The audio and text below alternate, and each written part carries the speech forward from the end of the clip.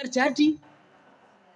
Ada orang yang mau jagong, yes, dandane suwi utek wae. Teko lokasi durung lungguh langsung diulungi bali. Suaminya malah nggerutu, istrine ning rido. Alhamdulillah malah cepet bali. Tapi suami apa?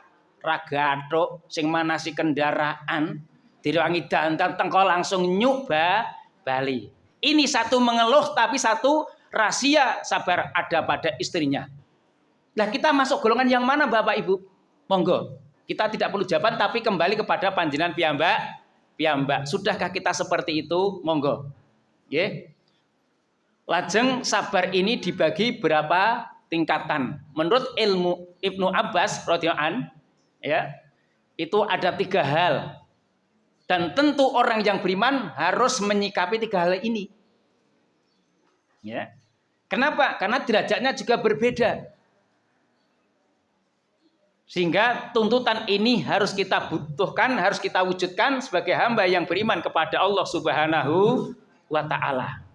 Ya, dalam 4 hal tadi, ya, belajarnya setiap saat, ujiannya sering mendadak dan lain sebagainya, itu nanti akan, ya, terbahas dalam hal ini. Sabar terbagi menjadi 3. Tingkatan yang paling ringan derajatnya 300 menurut Ibnu Abbas radhiyallahu an, sabrun ala fitaatillah. Sabar dalam rangka taat menjalankan perintah Allah Subhanahu wa taala. Dadi nindakake dawuh Gusti Allah niku nggih dibutuhke kesabaran. Ning derajate mung titik, mung 300. Sebab nopo sekalipun menjalankan taat kepada Allah, kadang kita tuh sabare kebablasan. Sudah mendengar adzan ya mau ke masjid tapi napa Pak Bu? Allah wong cedak masjid durung. Ada semacam itu dalam hati kita. Nggih. Bahkan kadang nitan Allah wong imame durung. Ini Masya Allah ini. Bahkan yang paling tidak baik mestinya dihindari pengajian ngeten iki. Elah, rasa kemrusung. Wong teko keri karo teko dhisik suguhane. Ini lebih menyakitkan padahal yang Allah catat bukan masa itunya. Satu niat yang terpendam dalam hati itulah yang dicatat. Mungkin sejak kemarin sudah mendapat pahala. Sesuk jatah pengajian yang Masjid Al-Huda. Nganggo kerudung ndi, klambi ndi, nyangking sandal ndi. Dicepake lali margo telat. Nuku wis gugup dicatat pahala enes sing batin tapi pahalanya lebih besar meskipun di batin. Kita cedak tekone padahal sejak kemarin sudah menyiapkan segala sesuatu untuk persiapan hadir di majelis taklim seperti ini. Ya. Yang lebih baik itu apa? Wis adoh jarake ora telat, sing elek wis cedak. Ada kira-kira Bapak Ibu semacam ini? Maka Rasulullah pernah ada sahabat yang meminta, ya Rasul, saya ingin dekat dengan masjid. Setiap kegiatan di masjid, saya bisa datang awal tepat, tidak terlambat. Rasul justru menegur, tidak ada jaminan apa yang kau harapkan, kau inginkan. Justru kami tidak ridho kalau engkau meminta semacam itu, tapi tidak wujudkan apa yang kau mau. Kenapa? Tidak sedikit saudara kita, jamaah kita, sahabat kita, yang rumahnya dekat masjid, tapi sering terlambat datang ke masjid. Kenapa? Gampangke niki. Maka pahalanya sedikit wis gampangke untuk ganjaran kok mau ganjarannya ya untuk didik banget. Gek cedak sisan dadi rasan-rasanan. Ha sing cedake telat apa meneh sing. Nah ini. Nggih. Ini maaf Bapak Ibu. Maka yang pertama sabrun ala fitaatillah, sabar dalam rangka menjalankan ketaatan kepada Allah. Saudara kita yang 2 tahun harus di-cancel dulu karena pandemi. Yang akan melakukan ibadah haji rukun Islam kelima disempurnakan tapi masih tertahan. Sabrun ala fitaatillah, sabar dalam rangka taat terhadap perintah Allah. Bukan berhenti, tetap berusaha. Kenapa? Meskipun haji belum tiba waktunya, manasik masih tetap dijalani. Sampai yang sudah lafalnya itu lupa ada. Bahkan ada yang sudah wafat sebelum tiba waktunya berangkat, tidak sedikit Bapak Ibu. Mungkin yang meninggal sudah Allah ya panggil, kesabaran sudah akhir, tapi keluarganya, saudaranya, anaknya, istri, suami yang ditinggalkan, bagaimana sabarnya? Coba Bapak Ibu, tidak ada batasnya. Monggo. Nggih. Pengurus majelis taklim ngeten iku sabare luar biasa, nganti ngarep kapan arep pengajian. Pengen pengajiannya diuji kesal kapan arep pengajian. Nganti seragam lho nika. Nggih Bu nggih. Coba Bapak Ibu.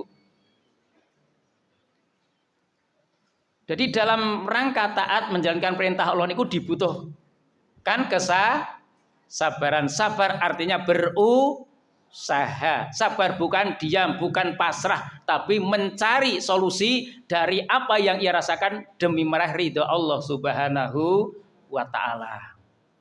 Ya, ada kisah seorang yang taat kepada Allah. Ia buta. Ya. Kemampuan mendengarkan, ya. Tetapi ia ingin mendapatkan pahala yang luar biasa. Jika ada majelis taklim, sholat jamaah, itu senantiasa berupaya hadir paling awal, menempati posisi paling depan. Meskipun, ya, secara maknawi, ia tidak akan mampu menerima, mencerna apa yang disampaikan atau apa yang didengarkan. Tapi niatnya sing penting aku teko dhisik pengen ngrungokke. Iso ra iso bukan urusanku, urusane Gusti. Ini satu sikap. Sehingga ia hadir di majelis taklim itu tidak pernah ketinggalan. Sholat jamaah pun ia mencari paling depan agar mampu mendengarkan apa yang dibaca seorang imam. Ya. Meskipun maaf dalam tanda petik, ia tidak bisa mencerna, cuma ia ingin yang terbaik apa yang ia bisa lakukan. Ini Bapak Ibu. Lah kadangkala kita tuh mampu mendengar, mampu melihat, mampu mencerna dan sebagainya, tapi kadang-kadang mencari tempat yang paling nyaman tidak kelihatan. Dari pembicara, manggon buri nyelempit, mojok, selonjor, dingkluk pegang HP, pegang snack, nah alhamdulillah, pegang HP. Niki nuwun sewu Bapak Ibu. Ya. Maka bisakah kita seperti itu sebelum Allah telah datang awal mencari tempat yang paling, kenapa? Karena Allah itu bangga dengan orang-orang yang niatnya semacam itu diwujudkan demikian. Di antara niat dengan sikap itu gathuk. Nggih. Kok kowe kemrusu men to, Bu? Aku durung rampung. Atau sebenarnya kok santai men to, Bu? Cepet ayo selak telat. Bukan masalah terlambatnya, ingin mencari tempat yang paling abdol, paling utama. Coba Bapak Ibu, ini sobrung ala fitaatillah. Orang yang ibadah haji kami contohkan, orang ibadah umroh itu mencari tempat yang paling abdul utama, ingin menyentuh Hajar Aswad, berjubal-jubal, antrian panjang, pengorbanan fisik, tenaga, bahkan kesabaran diuji oleh Allah. Tapi bahagia manakala ia bisa menjangkaunya. Ini sobrung ala fitaatillah. Sabar dalam rangka taat kepada perintah-perintah Allah Subhanahu wa taala. Majelis taklim sabari ra kira-kira pirang tahun pengajian ra mundak-mundak ora salah. Bahkan saya husnudon baik sangka Bapak Ibu datang panjenengan. Di antara yang rawuh enjang menika tentu enten sing saged nampi isian pengajian, tapi juga ada yang kurang bisa menerima pengajian. Enek sing cetok, enek sing gak cetok, enek sing mudeng ning yo enek sing mubeng. Kok ngendi mbah pengajian isiane apa? Ora mudeng. Ora mudeng mangkat timbang kowe ora mangkat ora mudeng blas. Paling ora kepethuk kanca sedulur entuk snack. Ini yang catat Allah. Dadi saya pun kusnudon. Mula nek jenengan ngeten niku ora sang ngrasani. Ndak kesabarane ilang, sobru ala fitatillah. Tak ringe pengajian malah ra mudeng kesinggung terus mubalek ra cetha, nyinggung terus. Yang dinilai bukan masalah itunya, niat panjenengan. Nek wis rawuh wae ra mudeng apa meneh sing mboten rawuh. Ini loh Pak Bu yang kita cari orang sahabat seperti itu. Nggih. Jadi Rasulullah itu suka memuji sahabat-sahabatnya yang semangatnya luar biasa meskipun tidak sesuai dengan yang ia harapkan. Saorarane niate wis entuk ganjaran niki. Sobrung ala fitatillah. Amanah Bapak Ibu lewat istri panjenengan. Itu amanah orang tua, amanah Allah. Harus sabar dalam menyikapinya. Dalam surat Taghabun Allah ingatkan, ya ayyuhalladzina amanu la tulhikum amwalukum wala auladukum ngan dzikrillah wa may yaf'al dzalika faulaika humul khasirun. Surat Al-Munafikun bukan Taghabun nggih. Dadi maaf surat Munafikun. Wahai orang-orang yang beriman, janganlah hartamu dan anak-anakmu, termasuk keluargamu, menjadikan kamu lalai kepada Allah Subhanahu wa ta'ala. Yang demikian termasuk orang yang rugi. Artinya apa?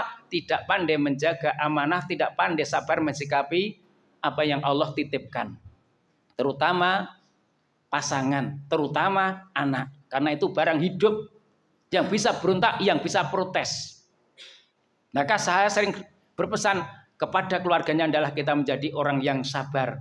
Kenapa? Sabar itu tidak ada batasnya. Sabar itu sangat luar biasa pahalanya, tak terbatas, dan Allah selalu menyertai orang-orang yang sabar. Innallaha ma'as sabirin. Tidak ada ayat innallaha ma'as sakur. Ya, tidak ada kata Allah beserta orang yang syukur, tapi Allah beserta orang yang sabar. Kenapa? Tidak semua orang sanggup melakukan untuk bersikap sabar. Meskipun yang saat itu ia menghibur saudara, sabar Pak Bu, sabar Mas, sabar Pak D. Begitu dia menerima musibah, ia pun kadang tidak bisa sabar. Monggo sabru ala fitatilah. Maka dikala kita diamani seorang pasangan, bersikaplah sabar. Karena itu menjadi bukti imannya mantap, imannya kuat. Ya. Kata Imam Al-Ghazali, orang iman dan sabar itu laksana badan dengan kepala. Tubuh ya dengan kepala. Kepala itu sabarnya, tubuh itu adalah jasadnya. Jadi tidak ada artinya badan tanpa kepala, tidak ada artinya iman tanpa sabar. Semakin sabar menandakan semakin kuat imannya. Lah monggo Bapak Ibu, sabar dibutuhkan di mana-mana ya. Setiap saat monggo kita latihan sabar. Dalam hal yang bahagia pun kita diuji sabar. Maaf bapak-bapak ingkang seneng meriksani sepak bola. Niku diuji kesabarane. Bersamaan waktu itu acara sinetron Ikatan Cinta. Kesenangan istri bertolak belakang dengan kesukaan suami. Sama-sama hobi, satu TV. Ini belum anaknya Bapak Ibu. Ini ketoke piantune rawuh niki. Ketoke piantune rawuh niki. Niki siapa yang mau mengalah? Kata istri, Pak, mbok ngalah Pak, iki senenganku ya mung kuwi. Padha wae Bu, iki senenganku ya iki nek sinetron bersambung lah, babal gak bersambung loh Bu. Kok pas waktunya timenya sama, itu luar biasa, diuji kesabaran. Coba, kira-kira Bapak atau Ibu yang ngalah kira-kira? Kalau sesuai hadis Rasulullah, ya, khairukum li ahli wa ana khairukum li ahli. Kata Rasul, sebaik-baik suami adalah suami yang baik kepada istrinya. Dan orang yang paling baik adalah aku, kata Rasul. Kenapa? Mengalah demi istrinya. Ning ketoke bapak mau ngalah kok. Oh, kon mindah bal tak bal dhewe. Kadang ada kata-kata semacam itu. Akhirnya bae gelem ngalah, bal-balan nonton malah kalah, musibah. Akhirnya apa? Kesabaran ternyata tidak ada. Sabar untuk berebut, tapi tidak sabar dikalah-kalah jagonya. Niki piantun enten selonjor niki, kloruh niki. Nggih. Jadi monggo Bapak Ibu, ternyata dimanapun dibutuhkan kesabaran, termasuk pengajian. Ini pengajian itu sobru ala pitatilah. Nggih, dalan menuju surga. Nggih, salakan terkal jannah. Tapi kadang kita juga kurang sabar. Kenapa? Karena ustadznya juga tidak sabar. Wong wis ngerti wektune entek kok si bukai kertas wae. Ternyata kabur tertiup angin, ilang halamane, bingung utek. Jamaah sing batin, rasakno ndi terus ber rasakno ora ketemu sisan. Entek wassalamualaikum. Tidak sedikit Bapak Ibu. Ya. Bahkan maaf dalam tanda petik, sekian bulan yang lalu ada satu masjid, tidak kami sebut, masih di wilayah Mojosongo. Ya. Itu Jumat yang kedua, katakan, ya karena kejadian Jumat yang pertama itu karena terlalu lamanya khotib, Jumat kedua tidak ada jamaahnya, khotib datang bingung. Kenapa? Mengapa? Setelah dapat informasi dari salah satu pengurus, nyun ngapunten Pak Ustadz, mbokno do kapok. Lah kapok enten apa? Jumat kemarin ustadznya terlalu lama hingga banyak yang menggerutu keluar dari masjid itu udah muni-muni. Gak iso makan siang karena mau kembali kerja. Sehingga mungkin yang bersangkutan niteni masjid kono sesuk ngono meneh pindah nggon. Padahal hari kedua khotibnya sudah berbeda. Diuji kesabaran Bapak Ibu. Tapi yang aneh pindah masjid ada. Ternyata khotibnya kemarin juga, itu juga ada. Temanya sama, yang beda masjidnya. Ya, temanya sama, khotibnya sama, yang beda tempatnya. Waktunya juga sama, apes juga ada. Diuji kesabaran. Apes meneh wingi kuwi. Aku pindah masjid kok melu rene, orang melu pancen Allah takdir kepe diuji kesabaran. Siap atau tidak? Dan kami pun pernah mengalami Pak mampir masjid yang kono seneng kono. Wah, ini petok nang kono kuwi petok nang kono. Umum tak foto tak duduke Pak Ustaz ke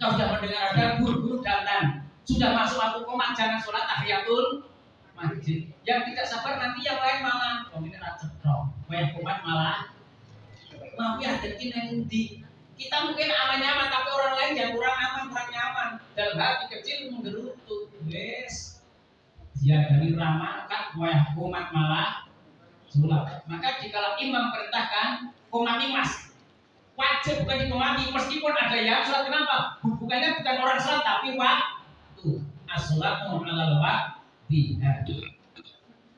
Bahkan dalam surat An-Nisa 103, inna sholata kanat 'alal mu'minina kitaban mauquta. Sholat itu waktunya ditentukan oleh Allah Subhanahu wa taala. Tapi ada yang ngomong gitu. Ya yo nek makmum sholatnya imamnya kalau mati. Ini bareng imam sing sholat, gak ada sing wani mati. Ada tidak kira-kira? Ya. Ada, karena imamnya lupa tidak melihat waktu, iqomah sudah ada rambu-rambu, langsung takbir. Sedangkan yang dianjurkan memerintahkan iqomah itu adalah imam, karena siap melakukan sholat. Tapi kalau makmum tidak diperkenankan pada hakikatnya. Kecuali imam tidak hadir, ada yang posisi menggantikan monggo-monggo. Kan sudah ada imam rawatib atau waktu. Ada tangge? Yang pokok, kemudian ada yang ya urutannya itu penting sekali. Ini tidak perlu kami singgung, sekedar bagian sobrung